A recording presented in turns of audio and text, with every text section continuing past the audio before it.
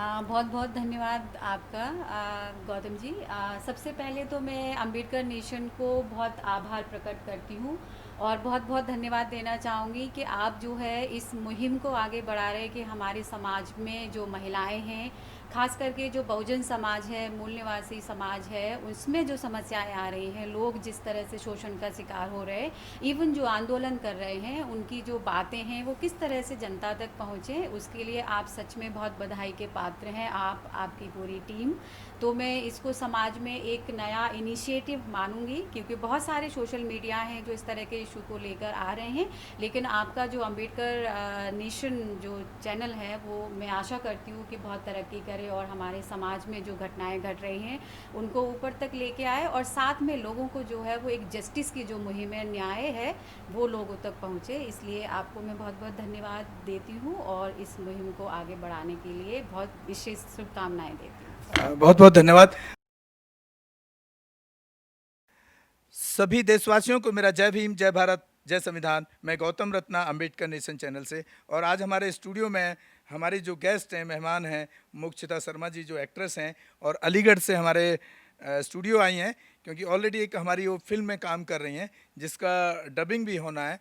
और क्योंकि as a actress हैं तो कुछ और मुद्दों पर भी बात करेंगे, जानेंगे। और वो 2 साल से इस इंडस्ट्री में काम कर रही हैं।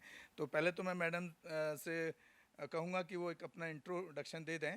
और आपका स्वागत है हमारे स्टूडियो में Ukshita ji. Thank you sir. जय भीम, जय भारत, जय संविधान फ्रेंड्स। मैं एक्ट्रेस मोक्षिता शर्मा, अलीगढ़ से। सबसे पहले मैं शुक्रिया अदा करना चाहती हूँ गौतम सर का, जो उन्होंने मुझे डिबेट के लिए बुलाया है। स्पेशली कुछ मुद्दों पे आज हम बात करेंगे जो आजकल ये जो कंगना रनौत का जो चल रहा है। तो और साथ ही मैं शुक्रिया अदा करना चाहती हूँ अपने अंबेडकर नेशनल चैनल का, जो उन्होंने मुझे अपनी बात रखने का मौका दिया। Thank you so much sir. तो मोक्षिता जी, जो जिस मुद्दे पर आपको स्पेशली हमने इनवाइट किया है वो आज की डेट का एक बहुत ज्वलंत मुद्दा बन चुका है देश के और यहाँ की राजनीति में भी। आप देख रहे हैं कंगना, मैं आज का ही आपको पेपर का एक न्यूज़पेपर का कटिंग आपको पढ़ के सुना रहा हूँ, फिर आप अपनी राय रखिएगा उस पर। जया को कंगना का जवाब, कौन सी थाली दी आपको इंडस्ट्री ने। तो अभी जब कंगना रनौत ने पहले 2-3 स्टेटमेंट ऐसे दिए हैं कि मेरे हिसाब से वो देश के लिए अच्छे नहीं हैं। पहले तो उन्होंने कॉन्स्टिट्यूशन के खिलाफ बोला था कुछ दिन पहले, और उसके बाद अब उन्होंने पूरी मुंबई को, पूरे फिल्म इंडस्ट्री को पीओके का हिस्सा वो बता रहे हैं कि जैसा पाकिस्तान में माहौल है वैसा मुंबई का माहौल है। तो क्या हमारा देश आपको इतना कमज़ोर नज़र आता है कि वो पीओके से तुलना करें, एक जो कि हमारे देश की एक आर्थिक राजधानी है, सबसे बड़े पैसे वाले लोग वहाँ रहते हैं, सबसे बड़े स्टार्स वहाँ रहते हैं, सारा इंडस्ट्रियलिस्ट वहाँ रहते हैं सारे लोग। तो जब वो लोग इतने कंफर्टेबल हैं वहाँ, तो ये बात इनका कहाँ तक आपको ठीक लगता है। मैं फिर एक बार पढ़ के सुना रहा हूँ पूरा। यहाँ कंगना रनौत कह रही हैं, जवाब दे रही हैं जया बच्चन को, एक थाली मिली थी जिसमें 2 मिनट का रोल, आइटम नंबर का सीन मिलता था, वो भी हीरो के साथ सोने के बाद। तो आप इसको किस तरह से देखती हैं। आप खुद 2 साल से इस इंडस्ट्री में काम कर रही हैं, क्या आपको किसी ने, किसी एक्टर ने, किसी डायरेक्टर ने आपको ये बोला है कि आप एक मतलब हीरो के साथ सोइए या डायरेक्टर के साथ सोइए या प्रोड्यूसर के साथ सोइए।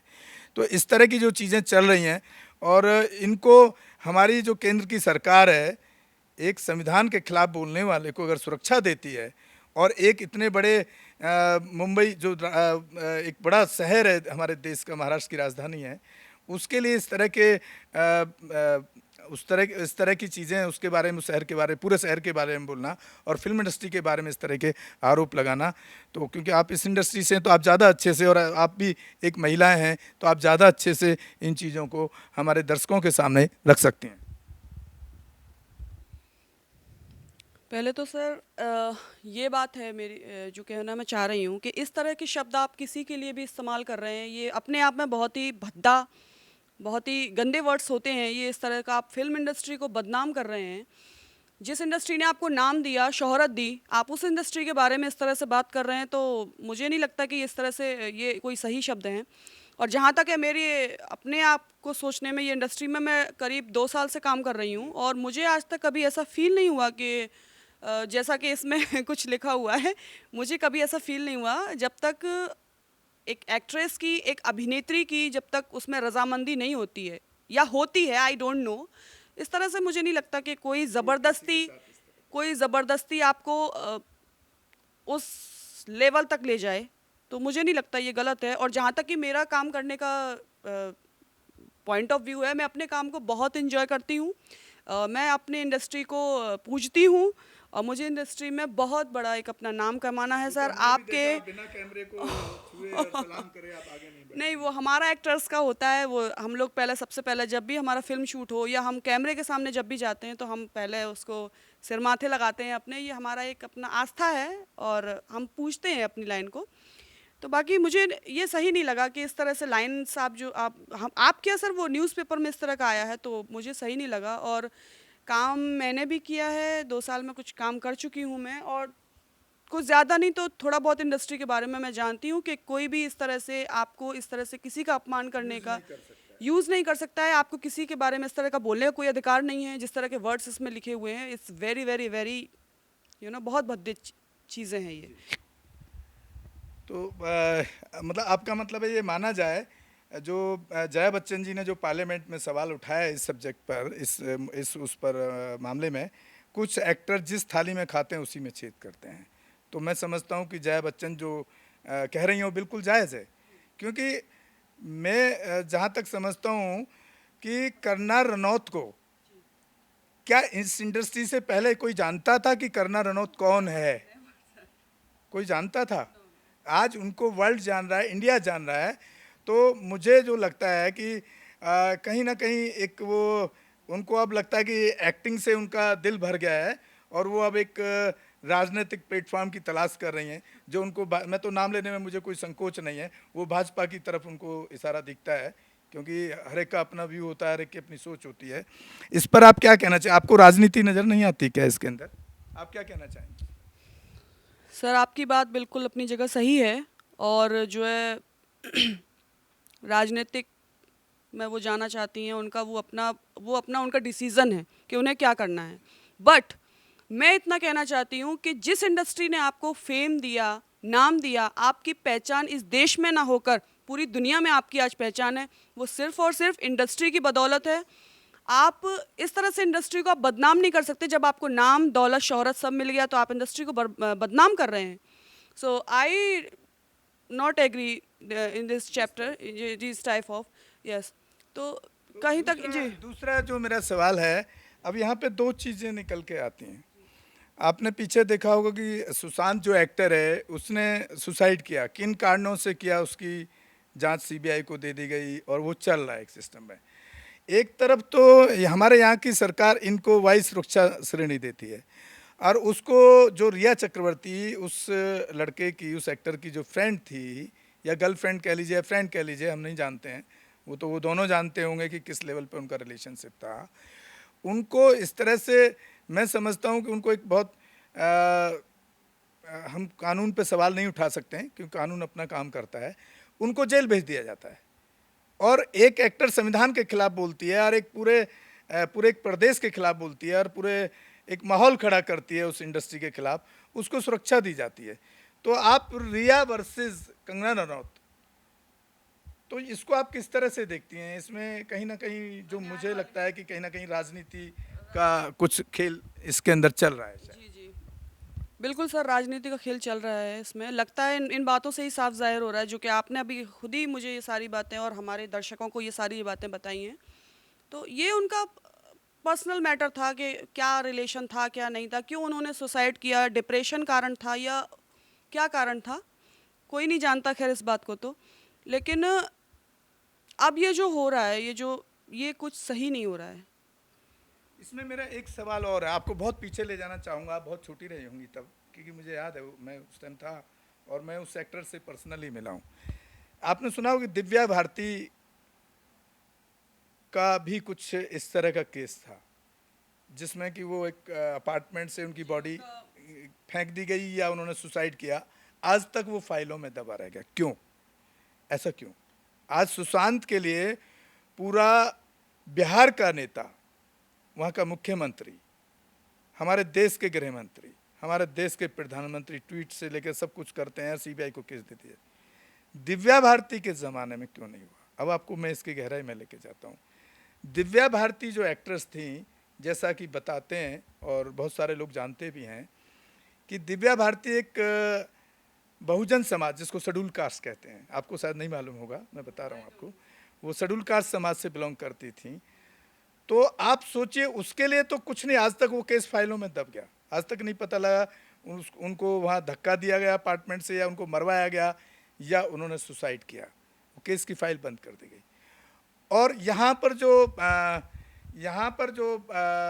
एक्टर हैं सुशांत, वो राजपूत हैं, ठाकुर हैं, जनरल कास्ट से आते हैं। तो इसमें आपको कहीं ना कहीं कुछ जातिवादी मानसिकता, जो आज तक जो सरकारें चली आ रही हैं, जातिवादी मानसिकता का खेल आपको नज़र नहीं आता है। आप ज़्यादा, अब मैंने दोनों केस आपको बताए हैं, जैसे अभी इनको वहाँ सेवा सुरक्षा श्रेणी दी जा रही है, जो कह रही हैं उसको सरकार फॉलो कर रही है। अरे क्या एक एक्टर ही सब कुछ होता है? और वहाँ पर भी क्या जातिवादी खेल का सिस्टम है? आपको क्या लगता है इससे?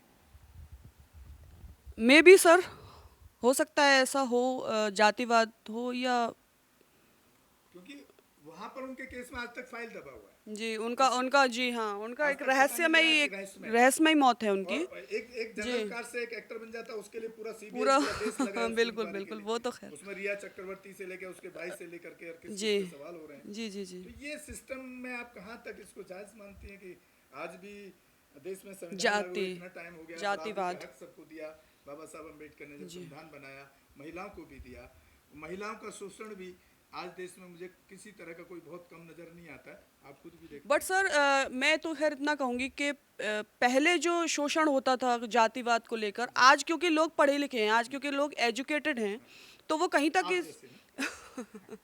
तो कहीं तक लोग जो समझते हैं कि नहीं, जैसा हम इंसान हैं वैसे वो भी इंसान हैं। जातिवाद, मैं अपनी बात करूं सर, मैं इन सारी चीज़ों को बिल्कुल नहीं मानती हूँ, मैं फॉलो नहीं करती हूँ कि ये कौन सी जाति है, ये जाति। अभी आपको जिस फिल्म में आप हमारे साथ में हैं, जिस फिल्म में आप हमारे साथ में एज ए लीड एक्ट्रेस काम कर रही हैं, वो भी इस कहीं ना कहीं वो फिल्म जातिवाद से जुड़ा हुआ मुद्दा है, क्योंकि हमने आपको पहले डिबेट किया, डिस्कस किया सारा उस सब्जेक्ट पे। आज से 93 साल पहले 1927 में बाबा साहब अम्बेडकर को सयाजी राव गायकवाड़, वहाँ बड़ौदा के, गुजरात में एक बड़ा शहर है बड़ौदा, वो स्टेट हुआ करती थी, उसके महाराजा थे, उनके पूरा जो उनकी बैकग्राउंड है। तो जब बाबा साहब अम्बेडकर के बारे में उन्होंने सुना कि भाई ये बच्चा बहुत होनहार है, पढ़ रहा है, और बहुत अच्छे इसकी जो पढ़ने में जो कैपेबिलिटी है वो बहुत ज़बरदस्त है, तो उन्होंने उनके साथ एक एग्रीमेंट किया कि हम आपको पढ़ाई के लिए विदेश भेजेंगे, उसके बदले आपको 5 साल हमारे स्टेट में नौकरी करनी पड़ेगी। आज से 93 साल हुआ पहले, क्या आज भी वो जारी नहीं है जो मेरे साथ खुद हुआ है, जिस पर मैं अभी फिल्म बना रहा हूँ, जिसमें आप एज ए लीड एक्ट्रेस का काम कर रहे हैं? तो आप इसको कैसे देखते हैं कि कुछ लोगों की, हम पूरे देश को नहीं कह सकते कि पूरे देश के लोग ऐसे हैं, लेकिन मैक्सिमम लोग आज भी ऐसे हैं, क्योंकि मैं 6 महीने तक घर ढूंढता रहा हूँ, और 6 महीने तक मुझे सिर्फ इसी वजह से घर नहीं मिलता है कि मैं अम्बेडकर फॉलोवर हूँ। तो क्या अम्बेडकर किसी शेड्यूल कास्ट के लिए बने थे? उन्होंने देश का जो संविधान बनाया किसी एक शेड्यूल कास्ट वर्ग के लिए बनाया, या खाली एक महिला के लिए बनाया? अगर उन्होंने किसी दबे कुचले और जिनका शोषण हो रहा है उनको अधिकार दिया है या रिजर्वेशन दिया, तो उसमें बुराई कहाँ से है? आप इस पे भी थोड़ा आप बताइए कि किस तरह से समाज में बदलाव आना चाहिए, ताकि लोग ऐसी मानसिकता से हमारी फिल्म को देखकर भी और इस माध्यम से इस चीज़ से निकल पाएँ। जी बिल्कुल बिल्कुल, इसीलिए हमने ये जो फिल्म हमारी जो जिसमें मैंने काम किया है इस फिल्म में सर के साथ में, वो इसीलिए किया है कि उन्होंने हमारे देश के लिए कितना कुछ किया। बाबा साहब ने हमारे देश के लिए बहुत कुछ किया है। मैंने पढ़ा भी है खैर उनको गहराई से, इस फिल्म में काम करने से पहले ही पढ़ लिया था मैंने उनको तो काफ़ी कुछ किया है उन्होंने। और सर का ये कहना बिल्कुल ठीक है कि कहीं तक ये चीज़ जो है, अभी भी ये चीज़ लागू है, जातिवाद को लेकर, पिछड़े वर्ग को लेकर लोगों की ऐसी मानसिकता है। ये गलत मानसिकता क्यों है पता नहीं इस तरह का, क्योंकि बिकॉज अब तो बहुत ज़माना बदल गया है। बहुत कुछ लोग जो हैं पढ़े लिखे बोलते हैं, वेल एजुकेटेड हैं। अब तो ऐसी बातें नहीं होना चाहिए जी। तो आप सुन रहे थे हमारे चैनल पे मोक्षिता जी को। जिन्होंने अपने तरीके से सारे मुद्दों पे जो ज्वलंत मुद्दा है वो बड़ा खास था, जिसके लिए हमने आपको स्पेशली बुलाया, उस पर अपनी राय रखी। और हम उम्मीद करते हैं कि जिसमें मोक्षिता, मैं खुद ही उसमें एज ए लीड एक्टर हूँ और वो लीड एक्टर्स हैं, वाइफ का कैरेक्टर कर रही हैं। बहुत अच्छा उनका अंदर जो एक्टिंग का जो पैशन है वो बहुत ज़बरदस्त है। मतलब आप फिल्म देखेंगे और उम्मीद करते हैं कि उनकी भी राय है कि आप हमारी फिल्म को, भले ही शॉर्ट फिल्म है लेकिन जब देखेंगे तो आप सोचने को मजबूर होंगे। हाँ, मैसेज बहुत बड़ा है और आप सोचने को मजबूर होंगे कि हम उस जातिवादी मानसिकता के साथ हमको निकल करके और मानवता और एक बराबरी की बात पर ज़रूर काम करना चाहिए। इसी के साथ विदा लेते हैं। बहुत बहुत धन्यवाद आपका। मैं गौतम रत्ना, अम्बेडकर नेशन से। जय भीम, जय संविधान। अम्बेडकर नेशन चैनल आर्थिक समस्या से गुजर रहा है। अगर आप बहुजन समाज में बाबा साहेब अम्बेडकर और तथागत बुद्ध की विचारधारा को अधिक से अधिक लोगों तक पहुंचाना चाहते हैं तो हमें आर्थिक सहयोग प्रदान करें, ताकि हम अपने चैनल के माध्यम से देश विदेश में समता, बंधुता, एकता और संवैधानिक अधिकारों को ज्यादा से ज्यादा लोगों तक पहुंचा सकें। अम्बेडकर नेशन चैनल जो YouTube पर भी प्रसारित होता है, प्रस्तुतकर्ता गौतम रत्ना। आप अपनी सहायता राशि नीचे लिखे खाते में जमा करा सकते हैं। खाता धारक गौतम रत्ना। खाता संख्या 3169576865 IFSC कोड SBIN 0060336। बैंक भारतीय स्टेट बैंक। आप हमारे बैंक खाते का विवरण स्क्रीन पर भी देख सकते हैं।